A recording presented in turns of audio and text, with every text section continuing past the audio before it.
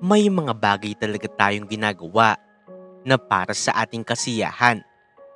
Pero ito nga rin ba ang makakabuti para sa atin? What's up guys?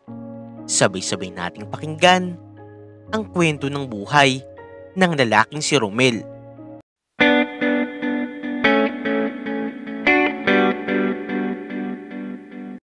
Huwag kayong mag-alala ng anak natin. Hindi ko kayo papabayaan. Yun ang mga salitang tumatak sa isipan ni Sandra sa kasagsagan ng kanyang pagbubuntis. Maaga mang bumukod sa sarili niyang pamilya para tahakin ang isang panibagong yugto bilang buhay may asawa. Hindi nga niya ito pinagsisihan sapagkat napakamapagmahal at napakamaalaga ng asawa niyang si Romel. 18 taon pa lamang silang dalawa.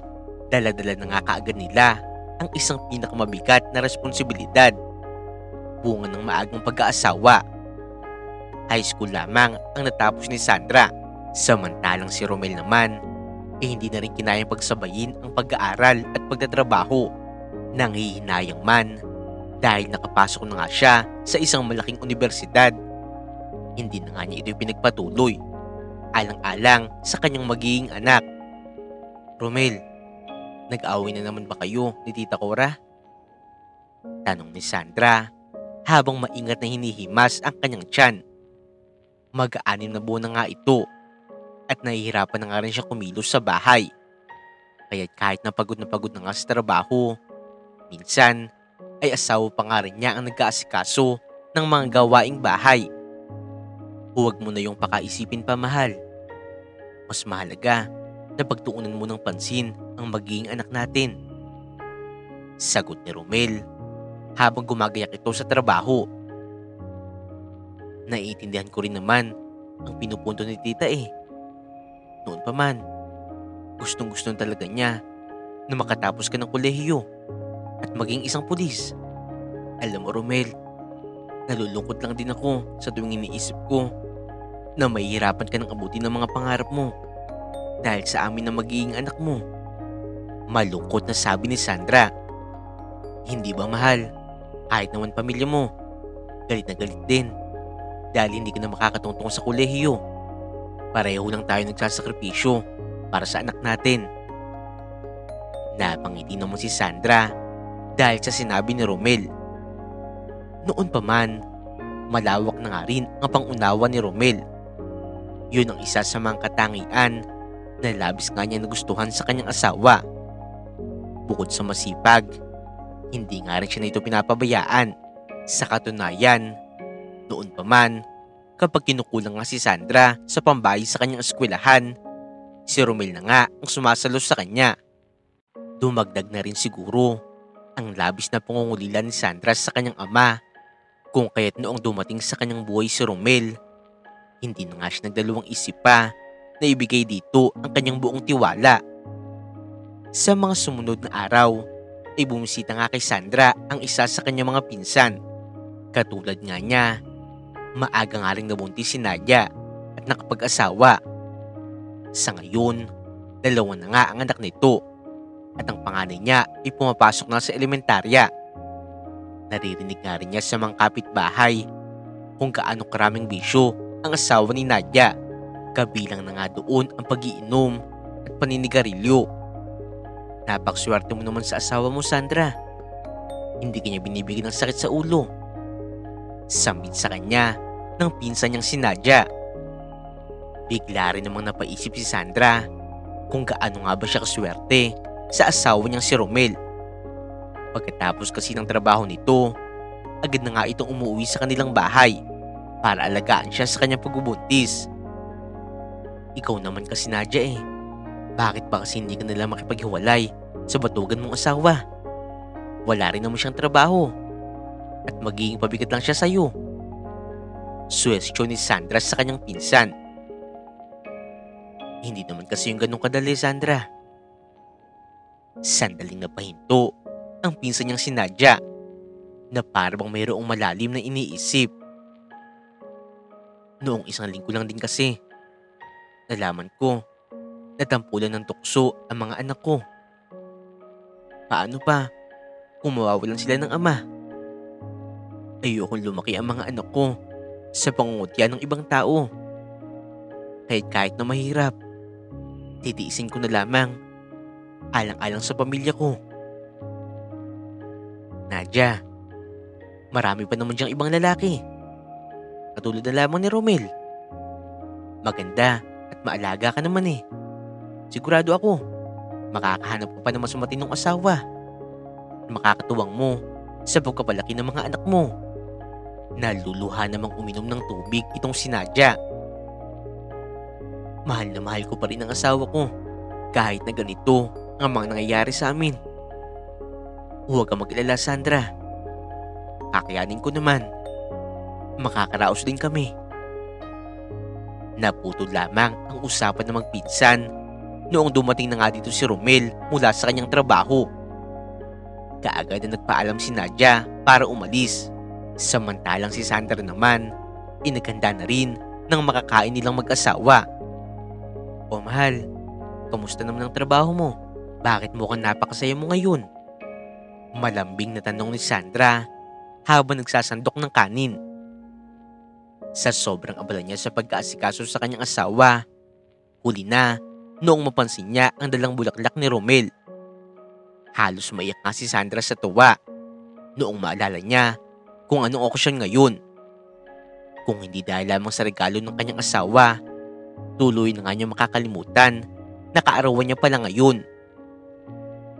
Happy birthday, mahal! Sana magustuhan mo ang dala kong rosas. Pasensya ka na rin at ito lamang ang nabili ko. Hayaan mo, kapag sumahod ako, lalabas tayo para kumain. Mas lalong tumulo ang mga luha ni Sandra matapos nga siyang halikan ni Romel. Maraming nga ring alaala ang bumalik sa isipan niya dahil sa pulang oras na yun. Noong mga bata pa lamang kasi sila, nakahiligan na rin ni Romel na pumitas ng mga rosas para ibigay sa kanya. Walang pakialam si Romel kung mapapagalitan nga siya ng may-ari ng mga rosas, basta't mapasaya lamang siya nito. Maraming salamat, mahal. Ngayon pa lang, sobrang swerte na maging anak natin. Dahil nakakasigurado ako, hindi mo kami kayang pabayaan. Oo naman, mahal. Hindi ko kayo papabayaan. Huwag kang mag-alala. Paghahandaan ko ang paglabas ng anak natin. Kung kinakailangan doblehin ko ang kayod ko sa trabaho, gagawin ko. Mabigyan ko lamang kayo ng maayos na buhay. Hindi magkamayaw sa tuwa ang mag-asawa. Bagamat pareho nga silang itinakwil ng kanilang pamilya dahil sa maaga nga nilang pag-aasawa, hindi pa nga rin nila ito pinagsisihan dahil masaya at kontento naman sila sa piling ng isa't isa. Naging maayos naman ang 3 taon ng mag-asawa. Pero nagbago ang lahat noong lumipat nga si Romel sa bago niyang trabaho. Pakiramdam ni Sandra, ang huwarang pagsasama nilang dalawa kasama ang kanilang anak ay unti-unting nababahiran ng mga masasalimuot na pangyayari. Naging madalas na nga ang pag-uwi ni Romel ng hating gabi. At kung minsan pa, isa mang katrabaho na nga ito nakikitulog. Hindi na nga rin niya masyado nakakausap ng maayos itong si Sandra. Dahil kada uuwi ito, palaging ang rason nito ay pagod siya. O kaya naman ay mainit ang kanyang ulo. Mahal, sigurado ka ba hindi ka nakakain? Marami ako niluto. Hindi pa man natatapos si Sandra sa kanyang sasabihin, ay kaagad nang sumama ang timpla ng muka ng kanyang asawa. Kumain na nga ako sa labas, di ba? Alin ba sa mga sinasabi ko ang hindi mo maintindihan? Hindi inaasahan ni Sandra na pagsasalitaan nga siya ng ganun ng asawa niyang si Romel. Wala siyang ibang magawa kung hindi ang palihim na umiyak. Kahit na magkatabi silang mag-asawa sa iisang kwarto, pakiramdam niya ay unti-unti nang lumalayo ang loob nito. Hindi niya maiwasang sisihin ang kanyang sarili dahil pakiramdam niya siya ang rason kung bakit nagbago na nga ang pakikitungo sa kanya ng kanyang asawa. Wala siyang ideya kung paano humantong sa ganito ang minsan naging huwarang pamilya niya. Nagsimula na nga rin siya magduda sa bagong trabaho ng kanyang asawa. Romel, may ibang babae ka na ba? Kaya para bang wala ka ng pakialam sa amin ng anak mo? Napapalo ang tanong ni Sandra isang umaga habang nagkahanda papasok sa trabaho ang asawa niyang si Romel. Ano bang mga sinasabi mo? Nagbibigay naman ako sa iyo kada sahod ko, di ba? Ano ba bang nirereklamo mo? Kada umaga na lang ganito. Sawang-sawa na ako sa boses mo. Sigaw ni Romel at padabog na lumabas ng kanilang bahay. Sa kabila ng lahat ng pagdududa ni Sandra, ang hindi nga nito alam, hindi pa rin tumitigil si Romel sa pakikipagmabutihan sa kanyang boss na babae. Lahat kasi ng pagod na kanyang nararamdaman sa bahay ay mabilis na nawawala sa tuwing nakikita niya ang kanyang boss na si Amanda. Pare, matanong ko lang ha, ano ba talagang mayroon sa inyo ng boss natin? Marami-rami na rin ang nakakalata eh. Palagi kayong magkasama pagkatapos ng trabaho. May nakakita pa nga sa inyo na magkasama kayo sa hotel. Puno ng pagdududa na sambit ni Mark. Isa ito sa kanyang mga katrabaho. Habang sinasabi ito ng kanyang katrabaho, hindi mawala ang titig ni Romel sa maganda niyang boss. Bagamat mayroon na nga itong katandaan dahil nasa 50 anyos na nga ito, hindi pa nga rin maikakaila na napakaganda pa ring babae ng kanyang boss.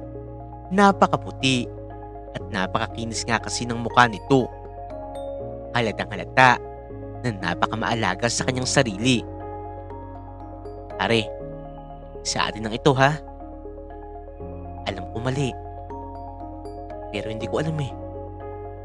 Unti-unti ko nang nagugustuhan si Amanda. Pag-amin ni Romel. Aba pare, paano naman ang asawa at anak mo? Sa oras na kumalat ang relasyon niyo ni boss, delikado yan pare. Alam mo naman, napakadami pa namang tsismoso at tsismosa dito eh. Nagkibit balikat na nga lamang si Romel sa sinabi ng kanyang katrabaho. Nananatiling lihim lamang ang pakikipagmabutihan niya sa kanyang boss na si Amanda. Matapos ang trabaho, kumain sila sa isang mamahaling restaurant. Hindi pa huli ang lahat, Romel. Posible pa rin naman na makatapos ka ng kolehiyo at maging isang pulis. At yun ay kung tatanggapin mo ang alok ko. Kayang-kaya kitang pag-aralin sa isang sikat na universidad. Ako ang bahala sa iyo. Payo sa kanya ni Amanda. Bukod sa kagustuhan ng boss niya na sagutin ang lahat ng tuition fee at magiging gastos niya, napakarami ng araw nitong naibigay sa kanya na mamahaling bagay tulad na lamang ng sapatos at mga damit. Hindi tuloy may iwasang maikumpara ni Romel si Amanda sa tunay niyang asawa. Mula noon hanggang ngayon, palaging siya ang nagpaparaya para sa kanyang mag-ina. Ni minsan, hindi siya makabili ng mga bagay na para sa kanyang sarili. Ngunit magmula noong dumating sa kanyang buhay si Amanda, naranasan na nga rin niya na maging bata ulit at maalagaan. Hindi na nga rin siya nahihirapan pang kumayod dahil nakukuha na nga niya ang lahat ng kanyang gusto. Bukod pa doon, mukhang si Amanda na nga rin ang magiging susi para maabot ang kanyang mga pangarap. Alam mo Amanda, gustuin ko man na makapag-aral ulit. Mas kailangan kong pagtuunan ng pansin ang pag-aaral ng anak kong si Gilbert. Malaki-laki din kasi ang gagastos niya sa eskwelahan. Malungkot na sagot ni Romel na siya naman nakapagpatawa kay Amanda. Ano ko ba naman kasi Romel? Bakit pa kasi magtitiis ka pa sa kanila? Ngayong nandito naman ako. Kumikita naman ng asawa mo sa pananahi, di ba? At isa pa, marami ka na namang nagawang sakripisyo para sa kanila. Sa mga oras na to, hindi naman masama na piliin mo naman ang sarili mong pangarap. Sa mga sinabi ni Amanda, napaisip ng malalim itong si Romel. Romel, pag-isipan mo ng mabuti ang alok ko. Hindi ko lang din kasi kayang tiisin na minamali ka ng mga dati mong kaklase. Huwag kang matatakot, Romel, sa mga gagawin mo. Dahil nandito lang ako. Nakangiting hinawakan ni Amanda ang kamay ni Romel. Hindi mo na kailangang mahirapan sa poder ko. Susuportahan kita at ibibigay ko ang lahat ng gusto mo. Tuluyan ang nabulag si Romel sa lahat ng pag-aalaga at pagmamahal na ibinibigay sa kanya ni Amanda. Nagpaksaya nga siya sa luho. Sa halip na magtrabaho, mas pinili na nga niya mag-out of town kasama ang kanyang boss at iparanas sa kanyang sarili ang lahat ng mga bagay na ipinagkait ng panahon sa kanya dahil sa maagang pag-aasawa. Samantala, gabi-gabi namang umiiyak si Sandra dahil sa matinding pangungulila para sa kanyang asawa. Ma, alas 11 na po ng gabi. Sa tingin ko po, hindi na po dadating si Papa. Magpahinga na po kayo. Ako na po ang bahala na magligpit dito. Nag-aalalang sambit ni Gilbert. Hindi niya maiwasang malungkot para sa kanyang nanay at makaramdam naman ng galit para sa kanyang ama. Alauna pa lamang kasi ng hapon noong magsimula nga sila maglagay ng dekorasyon sa buo nilang bahay at magluto para sa kaarawan ng kanyang ama. Pero hindi nga umuwi sa kanilang bahay ang tatay niyang si Romel. Huwag ka muna magligpit, anak. Hintayin na lang muna natin ang ama mo. Sigurado naman, dadating yun. Baka inabutan lang siya ng traffic. Martir na sambit ni Sandra. Ma, bukas na ulit natin hintayin si Papa. Wala ka pa pong maayos na tulog simula pa kahapon. Pasensya ka na, anak, ha? Konting hintay na lang. Dadating din ng Papa mo. Panigurado, pagod na pagod yun galing sa trabaho niya. Kailangan natin siyang ipaganda na makakain niya. Kaarawan pa naman niya ngayon. Dumaan pa nga ang ilang buwan at sa bawat araw na lumilipas, mas lumalalim ang pangamba ni Sandra. Isang linggo na ngang hindi umuwi si Romel at hindi na nga itutulad ng dati na sa tuwing kaarawan niya ay may dala nga itong bulaklak. Dahil ngayon, kahit na anino ng kanyang asawa ay hindi na nga nagpaparamdam pa. Sa sobrang pag-aalala ni Sandra, hindi na nga siya nakatiis pa na puntahan ng kanyang asawa sa kumpanyang pinagtatrabuhan nito. At doon na nga niya nalaman ang lahat ng mga panlolokong ginagawa ni Romel kasama ang matandang boss nito. Nahuli niya silang dalawa sa akto na magkasabay pa nga lumabas sa isang pulang kotse at magkahawak ang kanilang mga kamay. Sa sobrang galit ni Sandra, hindi na nga niya napigilan pa ang kanyang sarili. Mga walang hiya kayo! Malakas na sigaw ni Sandra na umalingaw-ngaw sa buong kumpanya. Ang mga empleyado ay napatigil at agad na napako ang tingin sa tatlo. Para silang mga artista at isang eksena na pinagpipiestahan ng lahat. Romel, ano mo nagawa sa akin to? Nangako ka sa akin at sa anak mo na hindi mo kayong papabayaan. Pero ngayon, anong ginagawa mo? Nakipagrelasyon ka pa sa boss mo. Tama nga ang hinala ko. Nanginginig si Sandra sa sobrang galit na parang nag-aalborotong bulkan at handang sumabog. Sinubukan ni Romel na patahimikin siya pero nabigo ito. Tiniis ko ang lahat para sa iyo. Lahat ng sakripisyo para mabuo ang pamilya natin. Ginawa ko. Pero ipinagpalit mo lang ako sa babaeng to. Galit niyang pagtuturo kay Amanda. Grabe kayo. Matagal niyo na ba ako niloloko? Tama na! Pag-awat ni Romel. Hindi ko matatanggap, Romel. Bakit mo nagawa sa akin to? Ito ba ang rason Kaya madalas kang hindi umuwi? Ano ba nakita mo sa babaeng yan? Excuse me? Pag-eksena naman ni Amanda sa usapan. Bakit kaya hindi mo itanong sa sarili mo kung bakit nagsawa sa'yo ang asawa mo? Tingnan mo nga ang itsura mo sa itsura ko. Kulang na nga lang, gawing basahan ng mga damit mo eh. At ang lakas naman ng loob mo na gumawa ng eskandalo sa harap ng kumpanya ko. Sino ka ba? Ano? Sino ako? Hindi mo ba alam na may asawa at anak yung empleyado mo na pinatulan mo? Oo, alam ko. Kaya pwede ba? Maging masaya ka na lang para kay Romel? Ibinibigay ko sa kanya ang lahat ng mga bagay na hindi mo kayang ibigay. Tutulungan ko rin siyang matupad ang mga pangarap niya na matagal mo nang sinira. Hindi ko ba naawa kay Romel? Nagkakanako ba na siya sa pagtatrabaho? Maibigay lang ang lahat ng pangangailangan nyo. Tama na. Umalis ka na, Sandra. Pagtataboy naman ni Romel sa asawa. Mahal naman. Paano mo nagawa sa akin to? Nangako ka sa amin, di ba? Hindi ka ba nahiya? Umuwi ka na. Sa bahay na tayo mag-usap. Hindi mawala sa isipan ni Sandra ang mga mabait na alaala. Ang paraan kung paano nga siya itinaboy at ipinahiya ng sarili niyang asawa sa harap ng maraming tao.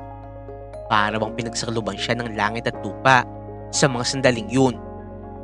At hindi niya mapigilan ang labis na awa sa kanyang sarili.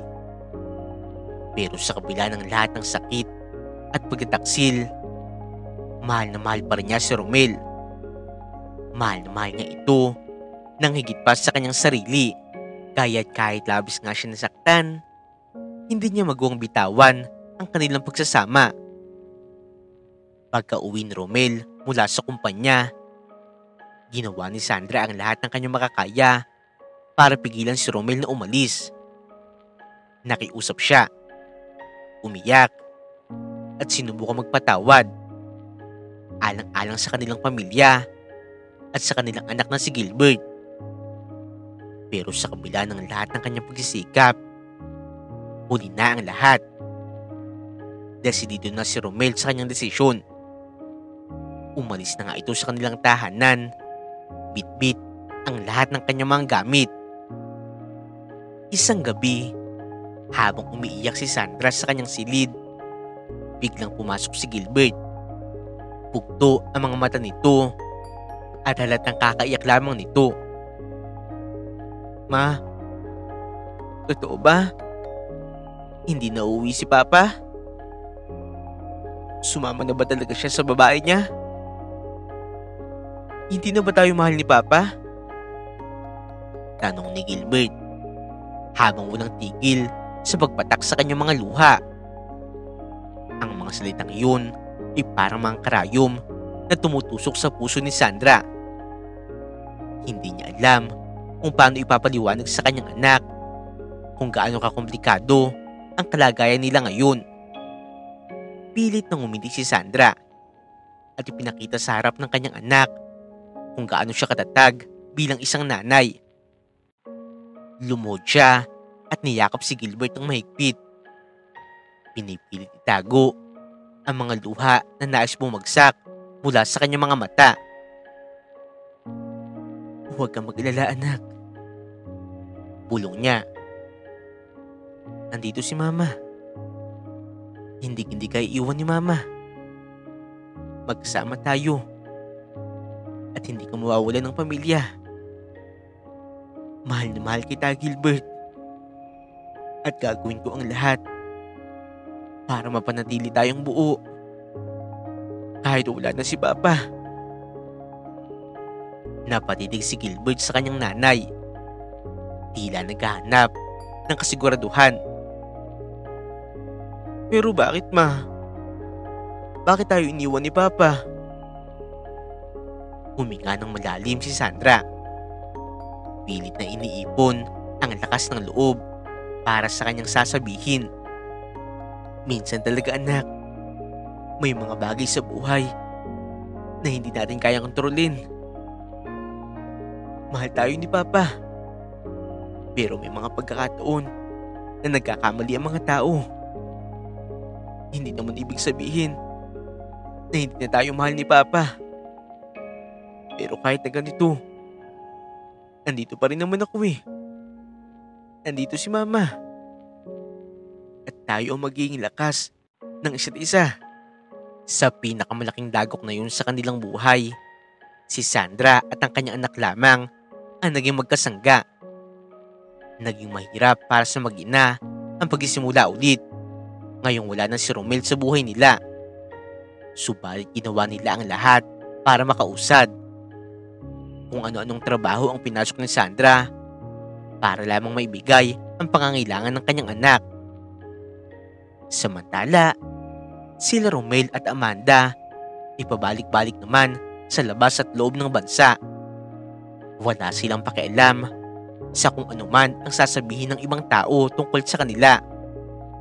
Sa halip din na pagpupulis, mas pinagtuunan na lamang ng pansin ni Romel ang pag-aaral tungkol sa pagnenegosyo. Lalo na noong malaman niya na mag-isa na nga lamang sa buhay si Amanda. Ulila na nga kasi ito sa mga magulang. Habang tumatagal ang pagsasama nila Romel at Amanda, nagbago na nga rin ang kanilang sitwasyon. Tumatanda na si Amanda at hindi na nga ito kasing sigla pa tulad ng dati. Pabalik-balik na nga ito sa ospital at hindi na nga niya kaya pang gampanan ng maayos ang kanyang mga tungkulin sa kumpanya. Si Romel na ang sumalo sa lahat. Ang pagpapatakbo ng negosyo at pag-aalaga kay Amanda tuwing mayroong pagkakataon. Malaki ang tiwala ko sa Romel, sabi ni Amanda isang gabi habang nakahiga sa kama ng ospital. Kapag nawala ako, alam ko naman, nasa mabuting kamay ang mga naipundar ko. Maraming salamat Romel sa mga sandaling nakasama kita. Masayang-masaya ako.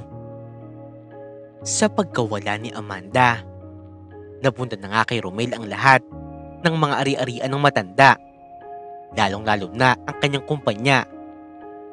Sa paglipas ng maraming taon, mas lalo nga niya itong napalago at nakilala nga siya bilang isa sa pinakamayamang negosyante. Isang araw, habang papasok nga si Romel sa kanyang trabaho, aksidente nga niya nakabanggaan ang isang janitor.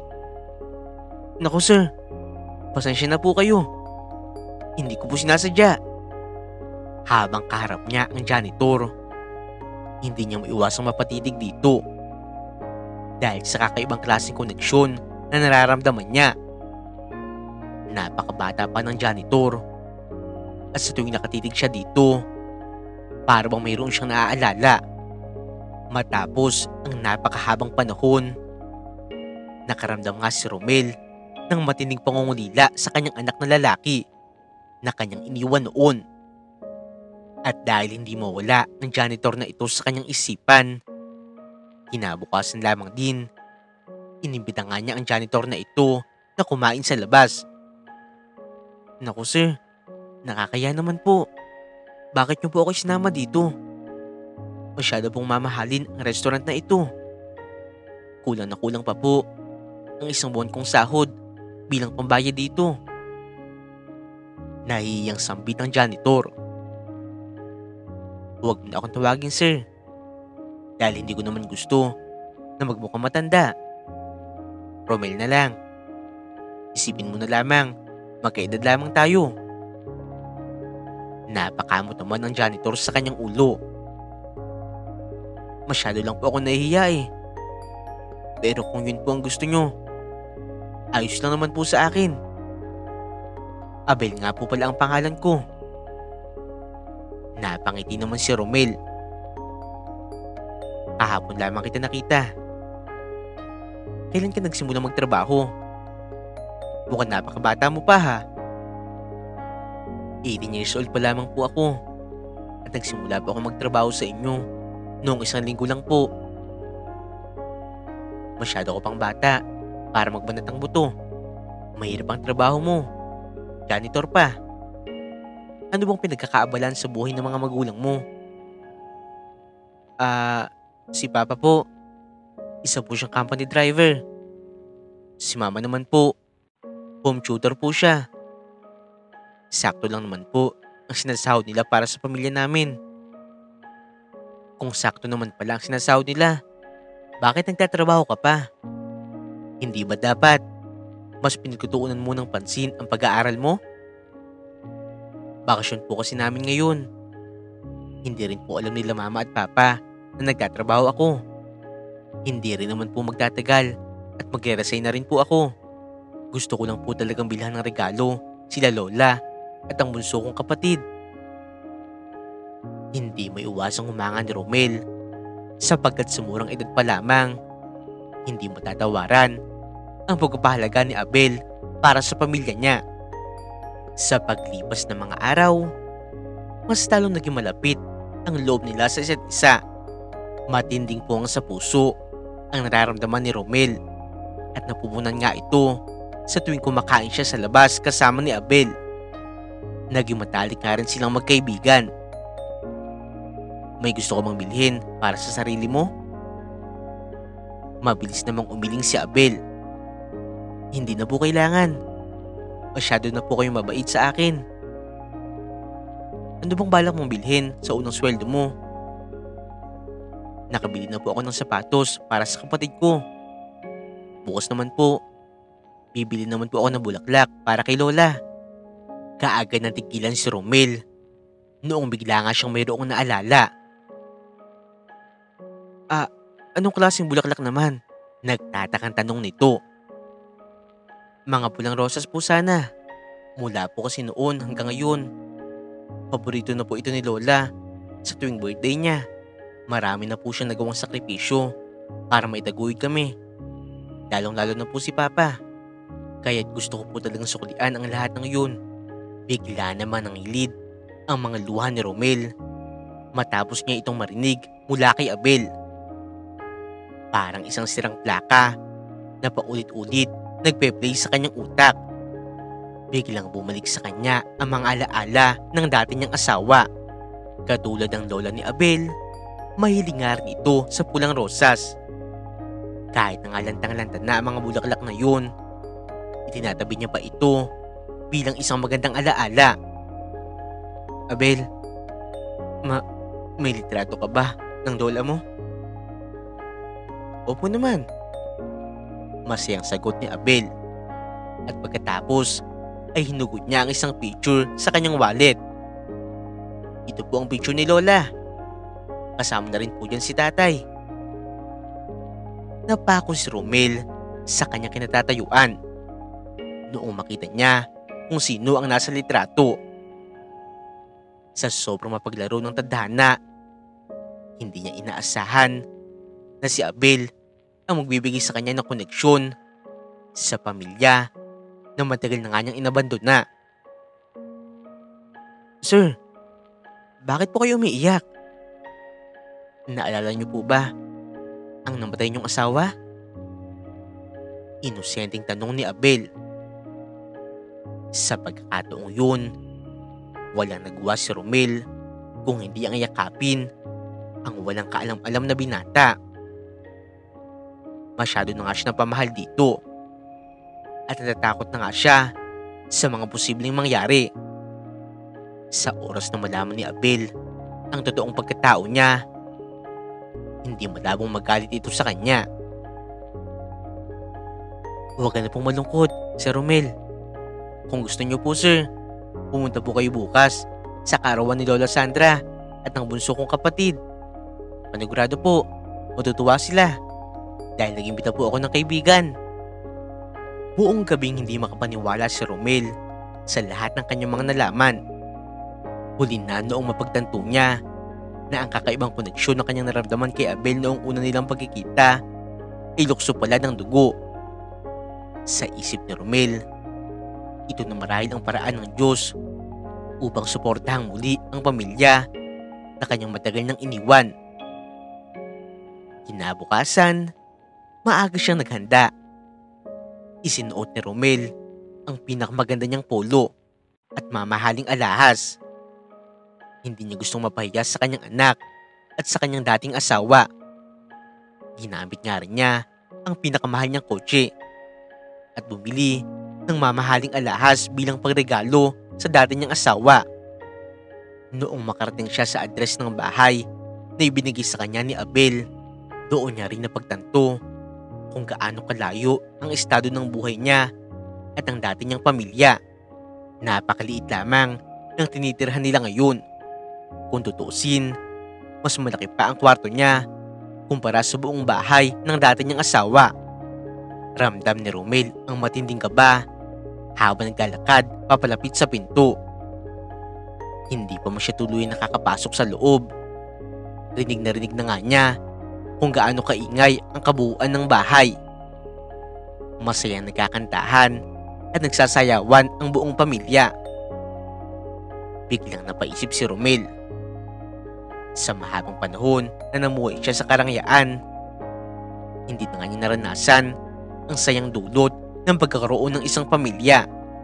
Noong kumalat kasi sa lugar nila noon ang pangangaliwa niya sa asawa niyang si Sandra, mas lalo nga siyang itinakwil ng sarili niyang mga magulang at mga kapatid.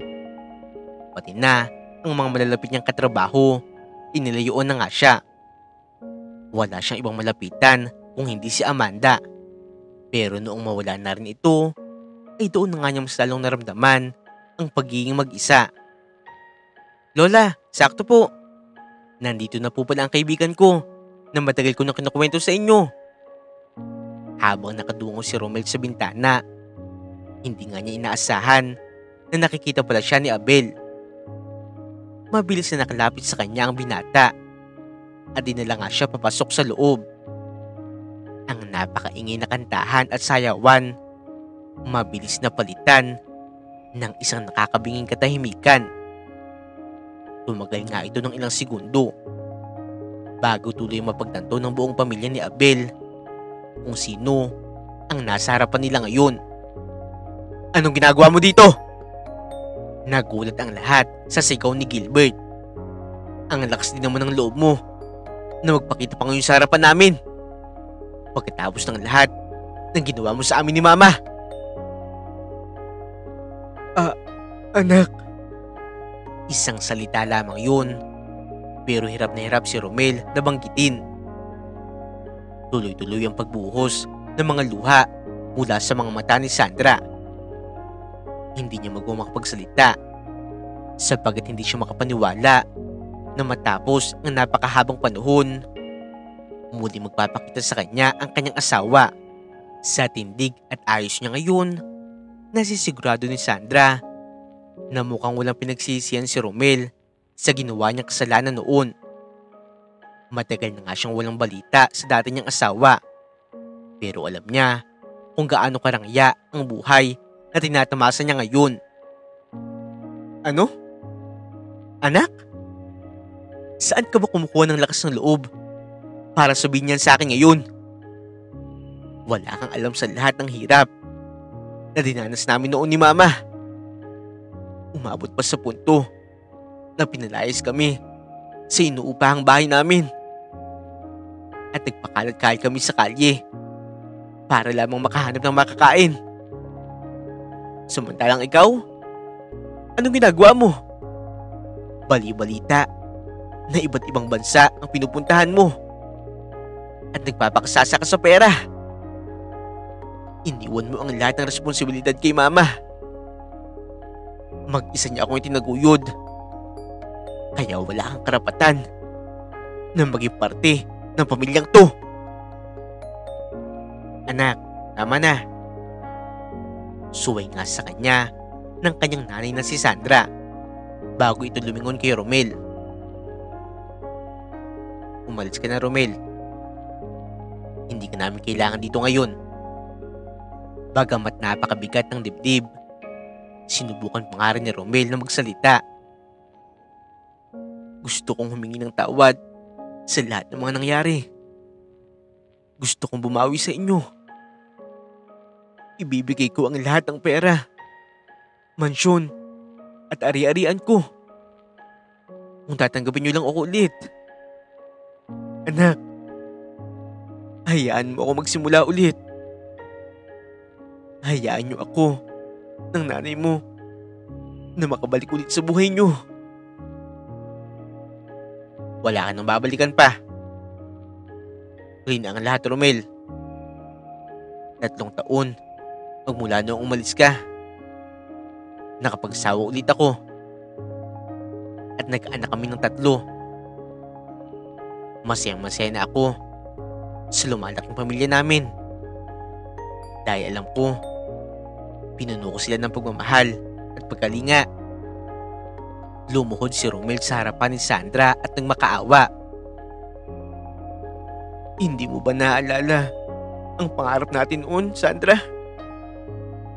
Pareho natin gustong tumira sa isang malaking mansyon at mamamasyal sa iba't ibang magagandang lugar.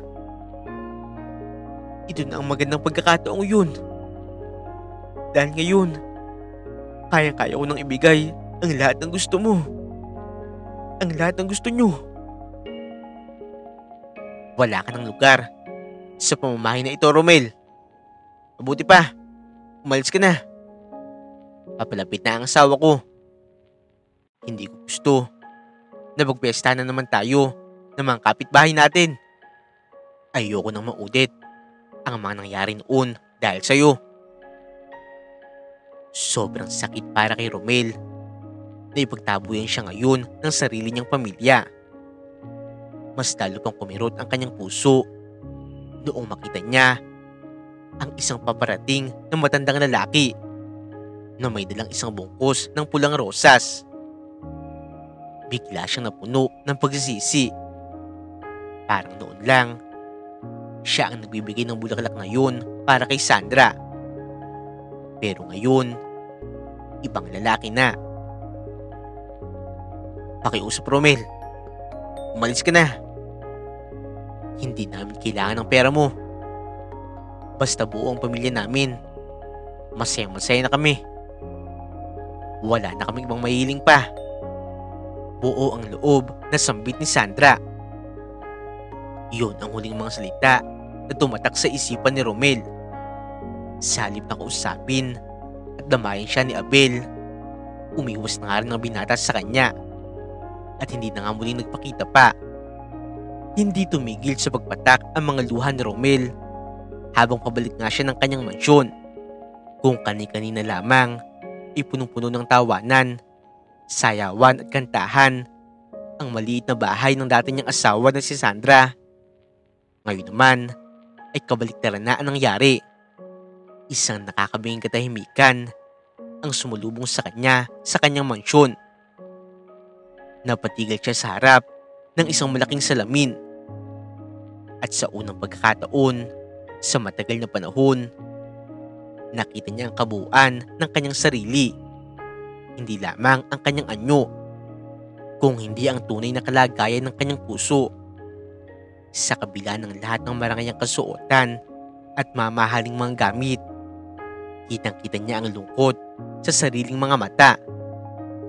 Muling sumagi sa kanyang isipan ang mga alaala ng kanyang simpleng pamilya. Ang masipag niyang asawa na palagi siyang inaasikaso, papunta at pag-uwi ng trabaho.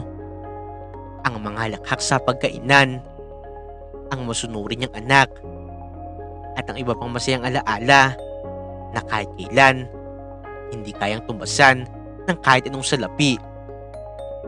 Sa kabila ng kanilang kakulangan sa pera at material na bagay, masaya at buo ang kanyang pamilya noon. Samantalang ngayon, nawala na ng silbi ang lahat ng yaman at karangyaan na kanyang naipon. Labis niyang pinagsisihan ang kanyang mga ginawa noon, ang pagpili ng pera at ambisyon, kapalit ng kanyang mga mahal sa buhay. Nasilaw siya sa kinang ng kayamanan at ngayon, wala nang natira sa kanya kung hindi ang kanyang sarili.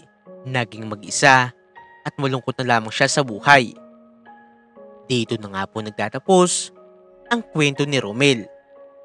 Sa kwentong ito ay pinapaalam, walang kasiguraduhan ang magiging bukas natin. Kahit sa kasalukuyan, ay mas piliin na natin ang tama. Dahil mahirap na nga rin na magsisi kung huli na pala ang lahat. Huwag nyo rin pong kakalimutan na i-like at i-subscribe ang aming channel, Untold Stories TV.